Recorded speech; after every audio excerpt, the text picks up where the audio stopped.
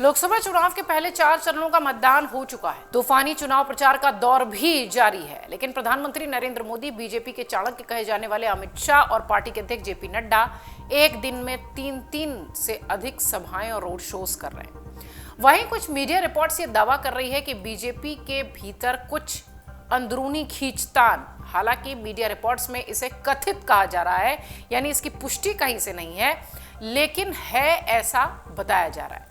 Party आलाकमान चुनावी समीकरण साधने की कवायद में जुट गया। दावा यह किया जा रहा है कि बीजेपी के चाणक्य ने डंडा चलाकर तमाम सीटों का समीकरण तो जरूर बैठा दिया, लेकिन अंदरूनी खींचतान ने इसके बाद सरकार की नींद उड़ा रखी है। बनारस के प्रांत प्रचारक स्तर के सूत्र भी इस बात को मान रहे हैं कि लड़ाई थोड़ी कठिन हो गई है। एक जिले के नगर कार्यवाह ने कहा कि पिछले महीने से हालात बहुत ज्यादा खराब है। संघ से बीजेपी में आए प्रयागराज के सूत्रों का कहना है कि रही सही कसर बसपा सुप्रीमो मायावती ने अपने भतीजे आकाश आनंद पर कार्रवाई करके पूरी कर दी है। फैजाबाद के एक असरदार बीजेपी नेता मानते हैं कि दिल्ली के मुख्यमंत्री अरविंद केजरीवाल के जेल से आने के बाद मुख्यमंत्री आदित्यनाथ को लेकर जो भविष्यवाणियां की गई, जो आवाज गाजियाबाद से उठी, वो गोरखपुर तक सुनाई दे रही है। इसका नतीजा यह है कि जो विपक्ष राजनीतिक लड़ाई से बाहर था, अब तेजी से तमाम सीटों पर कड़ी चुनौती पेश करते हुए नजर आता है। आइए जरा आपको तो राजनीतिक विश्लेषकों के आकलन से जो रिपोर्ट तैयार हुई है उसके आधार पर आपको बताते हैं कि कहां-कहां बीजेपी के लिए सीटें बड़ी चुनौती बनती दिखाई पड़ रही हैं। सबसे पहले रायबरेली की बात करेंगे। रायबरेली को साधने के लिए गृह मंत्री अमित शाह विधायक मनोज पांडे के घर तक गए थे। रायबरेली के साथ साथ अमेठी में अब बीजेपी को कड़ी चुनौती मिल रही है। बेती के रघुराज प्रताप सिंह राजा भैया को मनाने की कोशिश है, लेकिन खास सफलता मिली नहीं। कौशाम्बी, प्रतापगढ़, फूलपुर, इलाहाबाद, जो कि अब प्रयागराज है, इस सारे इलाकों का गणित डगमगाता नजर आ रहा है। आपको बता दें कि कहीं ठाकुर नाराज हैं तो कहीं अंदर खाने धमाल मचा हुआ है। प्रयागराज में नंद गोपाल गुप्ता नंदी भी नाराज हैं।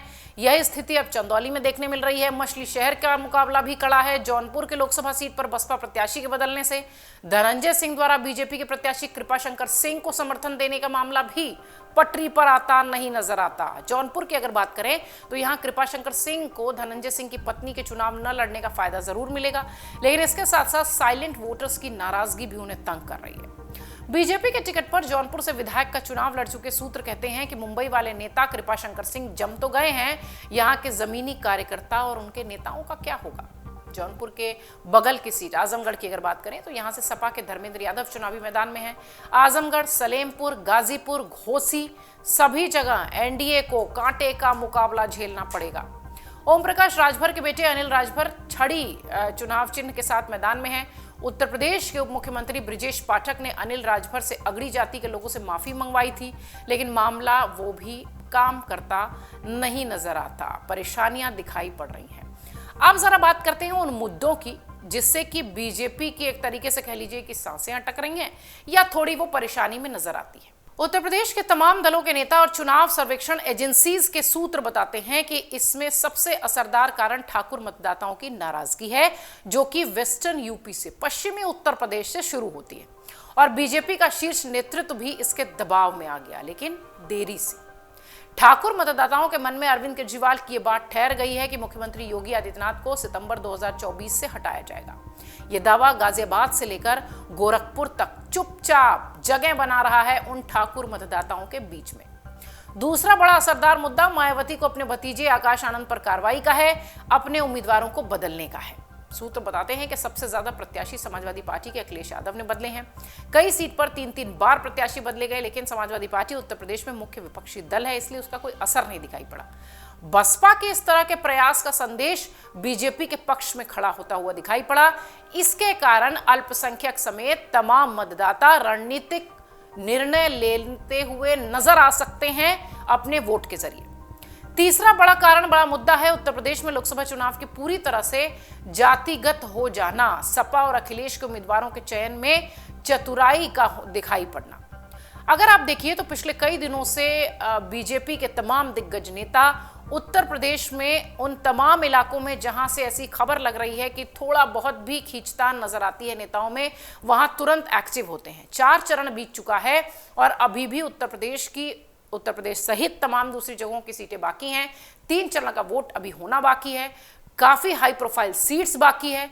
वहां पर अगर इस तरीके से कोई भी कमी दिखाई पड़ेगी तो निश्चित तौर पर इसका असर वोट पर पड़ेगा, इसका असर परिणाम पर पड़ेगा और ये बीजेपी आलाकमान के लोग बखूबी जानते हैं। लेकिन समस्या आ रही है कि क्षेत्रीय स्तर पर, समस्या आ रही है कि प्रदेश के स्तर पर, समस्या आ रही है कि जिले के स्तर पर वो जो चीजें हैं उसे कंट्रोल कैसे किया जाए। अभी हमने उदाहरण उत्तर प्रदेश का दिया, उत्तर प्रदेश की तमाम सीटों का दिया। अगर आप देखिए तो यहां के जो छत्रप हैं वो मजबूती से चुनाव लड़ते दिखाई पड़ रहे हैं, लेकिन एक तरीके से कह लीजिए कि सिर्फ सामने सामने उनको सहयोग मिल रहा है, पीछे से उन्हें कोई सहयोग नहीं है। पर्दे के पीछे की कहानी कुछ और बताती है, चाहे रायबरेली हो, चाहे अमेठी हो, चाहे फूलपुर हो, चाहे आजमगढ़ हो। इस बीच ठाकुरों की नाराजगी भी बीजेपी की चिंता बढ़ा रही है। हालांकि राजनीतिक विश्लेषकों ने कहा कि ठाकुरों के पक्ष में अब तमाम नेता बोलते हुए नजर आते हैं, लेकिन 4 चरण के बाद क्या ये देरी नहीं बताता है? अखिलेश के उम्मीदवारी जो थी लोगों की, प्रत्याशियों की, वो बदलना इतना ज्यादा काउंटेबल नहीं हुआ, इतना ज्यादा उसकी गिनती नहीं हुई जितना कि मायावती की बीएसपी की हुई। क्योंकि बीएसपी को यह कहा जाने लगा कि बीएसपी शायद बीजेपी के एक तरीके से कह लीजिए कि पॉजिटिव जेस्चर देते हुए उन्होंने इस तरीके की बातें कही है, कदम उठाया है। कई बार अगर आपने देखा होगा तो कई राजनीतिक विश्लेषकों ने भी ये बात कही कि बीएसपी का ये एक्शन जो कि आकाश आनंद पर लिया गया है वो एक भविष्य के लिहाज से संदेश के हिसाब से लिया गया है कि अगर कभी हमें जरूरत पड़ी तो हम साथ नजर आ सकते हैं या सहयोग कर सकते हैं। अब ये पूरा जो भीतर खाने का मैसेज है ये पूरा उन अल्पसंख्यकों को गया जो कि खास तौर से बीजेपी के पक्ष में पिछले कई समय से दिखाई पड़ते हैं, या यूं कहें कि पिछले कई समय से वोट के लिहाज से जुड़ते दिखाई पड़ रहे हैं। वो दलित, वो वोटर।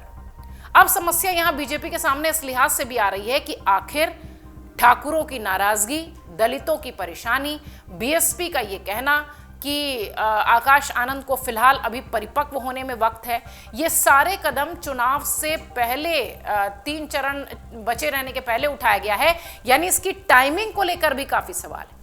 इस लिहाज से जब बीजेपी की परेशानी की बात होती है तो निश्चित तौर पर ये पूरा आकलन ये बताता है, राजनीतिक विश्लेषकों का आकलन बताता है, जो 4 चरण के बाद एक एनालिसिस हो रहा है, विश्लेषण हो रहा है, एक जो तरीके से कह लीजिए कि आधा से ज्यादा चुनाव बीत जाने के बाद जब ये देखा जा रहा है कि किस तरीके से स्थिति अब आगे चुनावों में नजर आएगी तीनों चरणों में, तो वहां पर यह आकलन होता हुआ नजर आता है कि निश्चित तौर पर बीजेपी के भीतर खाने परेशानियां हैं और बीजेपी के तमाम आलाकमान, चाहे वो अमित शाह हों, चाहे वो जेपी नड्डा हों, चाहे प्रधानमंत्री मोदी की रैलियां हों, आप देख रहे होंगे लगातार यूपी में प्रधानमंत्री भी एक्टिव नजर आते हैं। नामांकन भरने के साथ ही उन्होंने बहुत सारी ऐसी बातें कही जो आगे आने वाले चरणों को तो प्रभावित करेगी ही।